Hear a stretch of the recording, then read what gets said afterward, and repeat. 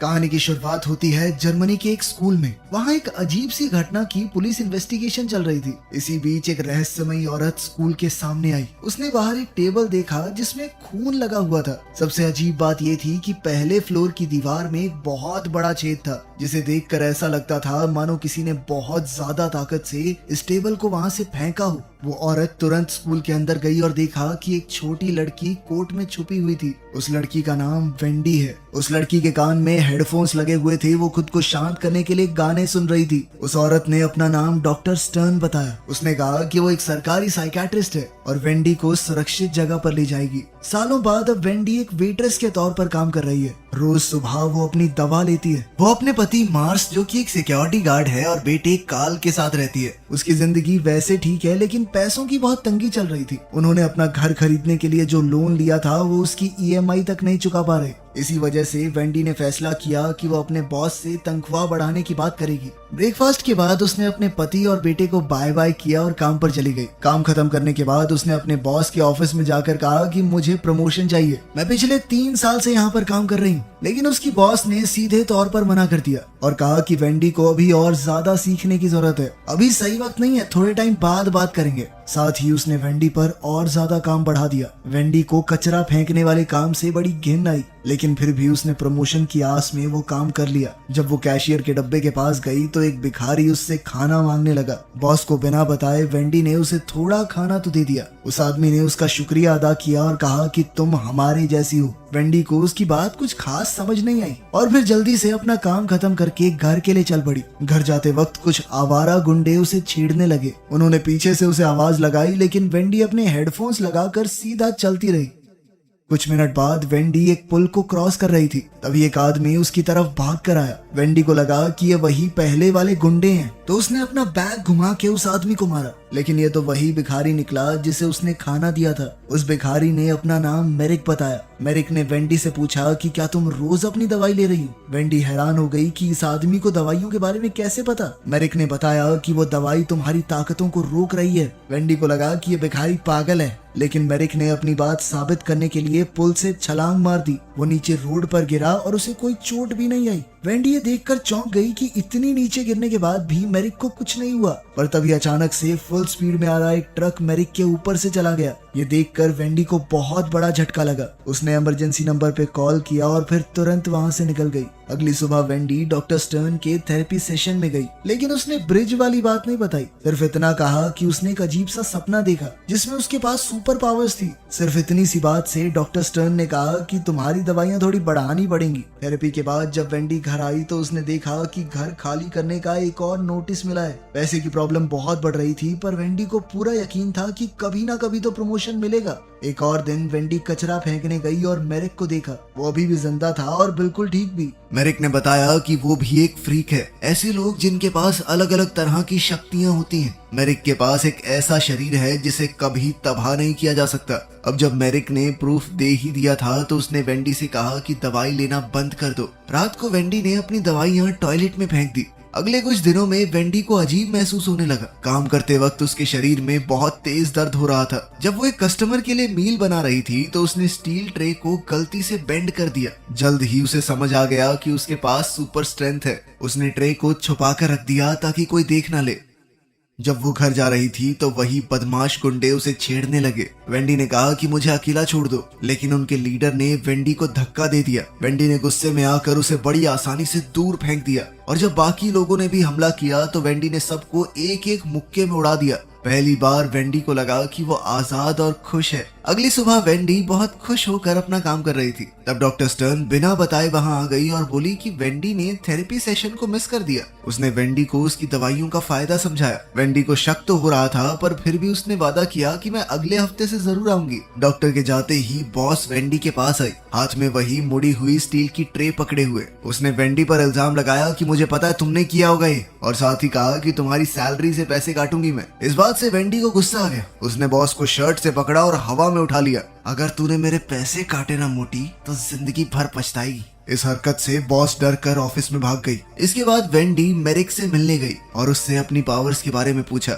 मेरिक ने बताया कि दुनिया में हम जैसे बहुत से लोग हैं, लेकिन सरकार वही दवाइयां देकर उनकी ताकतों को छुपा रही है। अगर वेंडी को और सच्चाई जाननी है तो उसे थेरेपी बिल्डिंग की जांच करनी चाहिए। वेंडी बिल्डिंग में गई, लेकिन वो पूरी तरह बंद थी। वो सोचने लगी कि बिना शोर किए अंदर कैसे जाऊं। फिर उसे एक सुपर हीरो मूवी याद आई जिसके अंदर हीरो एक बिल्डिंग से दूसरी में जंप करता है। वेंडी ने भी सोचा कि हो सकता है मैं भी कर लूं, और वो सच में जबरदस्त छलांग लगाकर बिल्डिंग के अंदर घुस ही गई। अंदर वेंडी को एक फाइल मिली जिसमें बहुत से पेशेंट्स के रिकॉर्ड्स थे। उनमें उसके साथ काम करने वाले आदमी एल्मार की फाइल भी थी। ये देखकर वेंडी को शक हुआ कि एल्मार भी एक फ्रीक है। वेंडी उसके घर गई और देखा कि वो अपनी दवाइयां लेने ही वाला था। वेंडी ने उसे रोका और बताया कि ये दवाइयां तुम्हारी ताकतों को रोक रही हैं। जाहिर सी बात है कि एल्मार को भी ये बात बहुत अजीब लगी, लेकिन वो सुपर हीरो मूवीज का बहुत बड़ा फैन था, तो उसने वेंडी की बात मान ली। साथ ही वो अपने पिता और सौतेली माँ के साथ रहकर परेशान हो चुका था। वो लोग हमेशा उसे नीचा दिखाते रहते। अगर उसके पास सच में शक्तियां हैं तो हो सकता है घर में उसकी इज्जत बढ़ जाए। इसीलिए उसने वादा किया कि अब मैं दवाइयां नहीं लूंगा।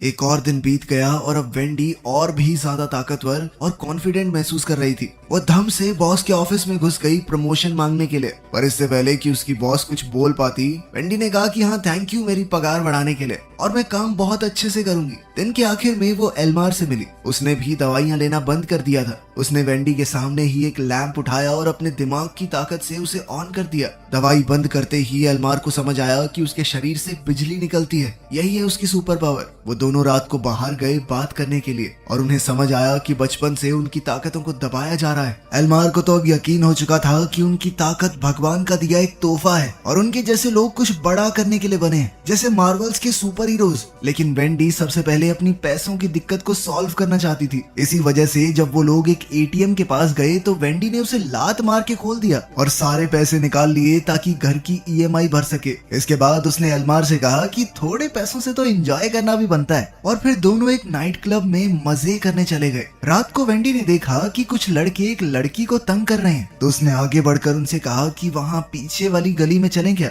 जैसे ही वो लोग थोड़ी सुनसान सी जगह पर गए, वेंडी ने सबको पीट दिया। उसकी सुपर स्ट्रेंथ का मुकाबला वो लोग कहाँ कर सकते थे। एक लड़के ने फिर भी पीछे से हमला करने की कोशिश की, पर एल्मार टाइम पर आ गया और उसे बिजली का झटका देकर गिरा दिया। वेंडी ने इसके लिए एल्मार को शुक्रिया कहा और फिर दोनों अपने अपने घर चले गए। घर पहुंचकर वेंडी ने अपने पति को लिविंग रूम में सोते हुए पाया। वो जैसे ही उठा, वेंडी ने उसे लोन चुकाने के लिए पैसे दे दिए और फिर दोनों ने कुछ प्यार भरे लम्हे साथ बिताए। अगले दिन वेंडी अपने बेटे कार्ल को स्कूल से लेने गई और देखा कि 3 लड़के उसे परेशान कर रहे थे। उन बच्चों का लीडर वेंडी को आता देख उसका भी मजाक उड़ाने लगा, लेकिन बच्चों को कुछ करने की बजाय वेंडी ने बड़ी आसानी से उन तीनों की साइकिलें तोड़ दी। कार्ल नहीं जानता था उसकी मम्मी इतनी ताकतवर है। वो वेंडी की पावर देखकर हैरान हो गया। घर का पूरा कर्जा चुकाने के बाद वेंडी ने पूल को भरना शुरू किया ताकि अपने परिवार के साथ थोड़ा समय एंजॉय किया जा सके। लेकिन वेंडी को ये नहीं पता था कि क्लब वाले लड़के पुलिस में कंप्लेंट करने गए हैं और वो ये कह रहे थे कि सुपर स्ट्रेंथ वाली एक औरत ने उनके ऊपर हमला किया। पुलिस को पहले तो ये मजाक लगा, लेकिन फिर चीफ ने एक एक्सपर्ट को बुलाया। ये एक्सपर्ट कोई और नहीं बल्कि डॉक्टर स्टर्न है, जो कि उस औरत के बारे में और जानना चाहती है।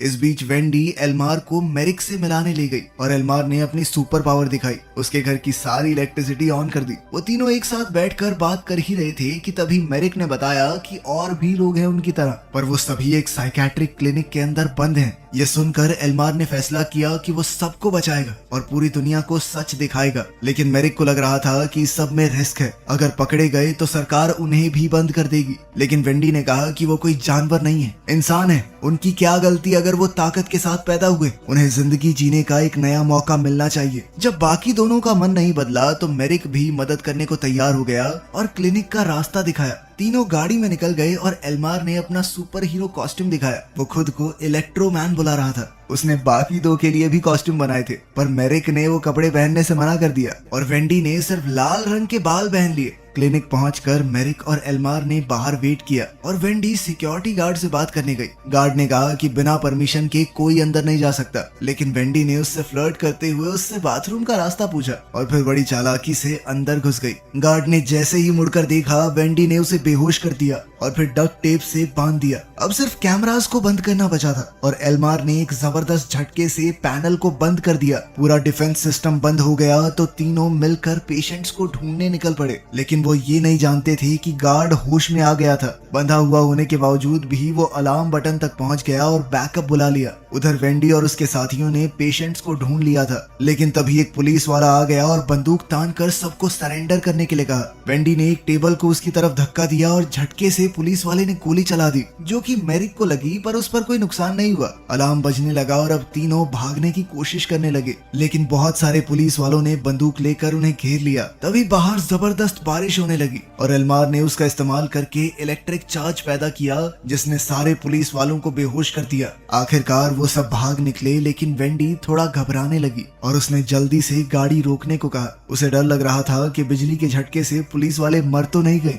मेरिक ने एल्मार को डांटा अपनी ताकतों का लापरवाही से इस्तेमाल करने के लिए। एल्मार को उसकी आधी अधूरी सी बात समझ नहीं आई। वैसे भी वो मानता था कि ये ताकत भगवान ने उसे किसी मकसद के लिए दी है, पर वेंडी को बहुत बुरा लग रहा था और उसने फैसला किया कि वो सब कुछ भूलकर अपने परिवार के पास लौट जाएगी।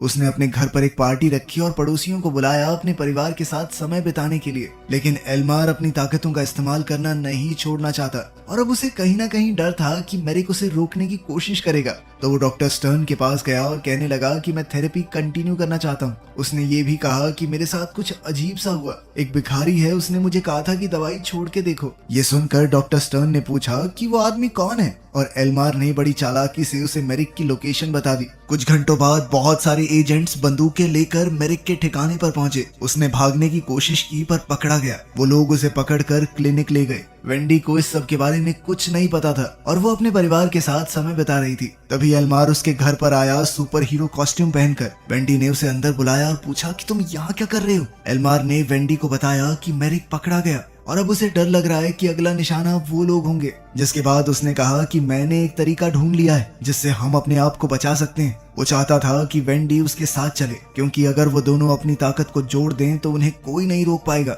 वेंडी ने इसके लिए मना कर दिया क्योंकि वो किसी को नुकसान नहीं पहुंचाना चाहती और अपने परिवार को खतरे में तो बिल्कुल भी नहीं डालना चाहती। एल्मार को उसकी ये बात पसंद नहीं आई और वो गुस्सा होकर वहाँ से चला गया। उसने फैसला किया कि ये मेरी ताकत है, मैं चाहे इसका जैसे मर्जी इस्तेमाल करूं, कोई मुझे रोक नहीं सकता। उधर वेंडी के घर पर उसके पति ने उससे पूछा कि आदमी कौन था और क्या चाहिए था इसे। वेंडी अब सच नहीं छुपा पाई और बताया कि एल्मार एक तरह का सुपर हीरो है। लोग हम जैसे लोगों को फ्रीक्स बुलाते हैं क्योंकि हमारे पास ताकत है, लेकिन आज तक मेरे साइकाट्रिस्ट ने मुझे जो दवाइयां दी उससे मेरी ताकत दब गई थी। मार्स को उसकी बात पर विश्वास नहीं हुआ और कहने लगा कि तुम्हें भ्रम हो रहा है, तुम अपनी दवाइयां नहीं ले रही ना टाइम पे। ये जानकर वो डॉक्टर स्टर्न को फोन करने लगा, लेकिन वेंडी ने उसे रोकने की कोशिश की। उसने हल्का सा धक्का दिया था, लेकिन उसकी ताकत बहुत ज्यादा थी। उसके इतने जबरदस्त धक्के से मार्स के हाथ में चोट लग गई। सभी मेहमान भी ये देखकर चौंक गए। उनका बेटा कार्ल भी पूछने लगा कि माँ आपने ऐसा क्यों किया। वेंडी को अपनी गलती का एहसास हुआ और वो घर से भाग गई। काफी देर तक सोचने के बाद उसने एल्मार से मिलने का फैसला किया। एल्मार इस वक्त अपने घर पर ही था। उसके पिता उससे बात करने आए और कहा कि मैं थक गया हूँ अपने बेटे को अपनी जिंदगी बर्बाद करता देखकर। बाहर जाओ, कुछ काम करो, क्या सारा दिन ये कॉमिक बुक्स पढ़ते रहते हो। एल्मार ने भी अपने मन की बात कही। उसने बताया कि मेरी माँ के मर जाने के बाद मैं तरसता रहा आपके प्यार के लिए, लेकिन उसके बदले मुझे हमेशा सिर्फ आपकी डांट मिली और जिंदगी में कुछ करने का प्रेशर। आपने कभी पूछा मैं क्या करना चाहता हूँ। ये सुनकर उसके पिता को बुरा लगा और उन्होंने उसे सॉरी कहा। दोनों एक दूसरे के गले लगे, ऐसा लगा सब ठीक हो गया है, लेकिन अभी भी एल्मार के मन में गुस्सा भरा पड़ा था। उसने अपने मन में भरे हुए सालों पुराने गुस्से की वजह से अपने पिता को मार डाला। उसी वक्त वेंडी वहाँ पहुँच गई और ये देखकर डर गई, लेकिन एल्मार को इससे कोई फर्क नहीं पड़ा। उसने कहा कि हम दोनों खास हैं, हम पैदा हुए हैं इस दुनिया पर राज करने के लिए। लेकिन वेंडी ये सब नहीं चाहती थी। वो वहाँ से जाने लगी, पर एल्मार ने उसे रोक दिया और बिजली का झटका देकर बेहोश कर दिया।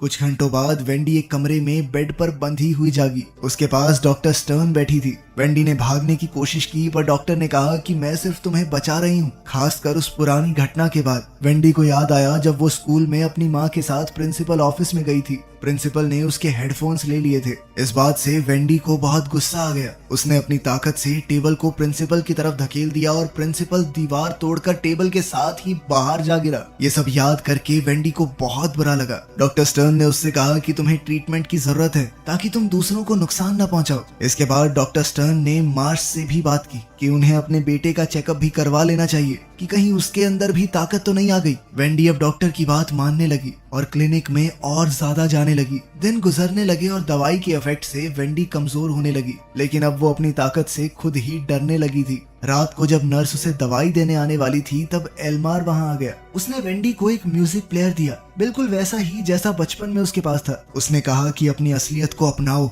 और यहाँ से निकल चलो, लेकिन वेंडी ने मना कर दिया और मदद के लिए चिल्लाने लगी। इतने में एल्मार वहां से चला गया और बोला कि एक दिन तुम मेरे पास जरूर आओगी। कुछ मिनटों बाद पूरे शहर में ब्लैकआउट हो गया। पावर प्लांट में कोई दिक्कत आ गई थी। उस वक्त मार्स और कार्ल घर पर ही थे जब किसी ने दरवाजा खटखटाया। दरवाजा खोलते ही एल्मार सामने आया। मार्स ने उसे पहचान लिया और कहा कि चले जाओ यहाँ से। जब एल्मार प्यार से नहीं गया तो मार्स ने उसे मुक्का मार दिया, लेकिन एल्मार ने कहा थोड़ा शांत रहो और हाथ बढ़ाकर कहा कि उठाओ मुझे। उधर क्लिनिक में पावर कट से सारे लॉक खुल गए थे और लोगों ने इधर उधर भागना शुरू कर दिया। वेंडी भी जल्दी से वहां से निकली क्योंकि उसे अपने परिवार की फिक्र हो रही थी, लेकिन डॉक्टर स्टर्न गार्ड के साथ उसे रोकने आ गई। गार्ड वेंडी को पकड़ने गया पर मेरिक ने आकर गार्ड को गिरा दिया। डॉक्टर स्टर्न ने गार्ड की बंदूक उठाई और वेंडी पर तान दी। घबराहट में गोली चल गई जो कि मेरिक को जा लगी। दवाइयों की वजह से उसकी ताकत काम नहीं कर रही थी और वो वहीं पर गिर पड़ा। ये देखकर वेंडी को बहुत गुस्सा आया और उसने गुस्से में डॉक्टर को धक्का दे दिया, लेकिन बेचारा मेरिक इस घाव से बच नहीं पाया। मरने से पहले उसने वेंडी से कहा कि सच दुनिया को बताओ, उन्हें पता होना चाहिए हमारे बारे में। वेंडी घर भागी और देखा कि एल्मार कार्ल के साथ खड़ा था। उसके आसपास स्लॉट कार का ट्रैक लगा है जिससे एल्मार बिजली से उसे मार सकता है। एल्मार ने फिर से वेंडी को ऑफर दिया कि मेरे साथ चलो, हम मिलकर दुनिया पर राज करेंगे, लेकिन वेंडी ने मना करते हुए उस पर हमला बोल दिया। लेकिन अभी वेंडी की ताकत पूरी तरह से वापस नहीं आई थी। एल्मार ने उसे मार कर दूर उड़ा दिया। वेंडी बाथरूम के पास गिरी जहाँ पर मार्स भी तारों में फंसा हुआ था। उसने वेंडी की तरफ बिजली के झटके को सोखने वाले रबड़ ग्लव्स फेंक दिए। अब वेंडी जल्दी से ग्लव्स पहनकर एल्मार पर हमला करने लगी। उसके जोरदार धक्के से एल्मार खिड़की से सीधा पूल में जा गिरा। उसके शरीर में उस वक्त काफी बिजली थी और पानी में गिरते ही उसके अपने ही शरीर में शॉर्ट सर्किट हो गया और वो वहीं पर मारा गया। लड़ाई खत्म हो गई। वेंडी ने अपने परिवार को बचा लिया। उसने उन्हें बताया कि उसे कुछ दिनों के लिए भागना पड़ेगा क्योंकि उसे और लोगों को भी ढूंढना है जिनके पास शक्तियां हैं। कार्ल और मार्स ने उसकी सच्चाई को अपना लिया। वेंडी वहां से चली गई और कुछ देर बाद एजेंट्स उनके घर पर पहुंचे जहां पर उन्हें एल्मार की डेड बॉडी मिली। कुछ दिन बाद वेंडी ने अपने मिशन को शुरू कर दिया, दूसरे फ्रीक्स को ढूंढना, उन्हें आजाद करना और सच दुनिया के सामने रखना। अब वो किसी भी हाल में अपने लोगों की सच्चाई दुनिया के सामने लाने से पहले रुकने नहीं वाली थी। वीडियो पसंद आई तो लाइक कर देना, चैनल को सब्सक्राइब कर लेना। मिलते हैं अगली वीडियो में।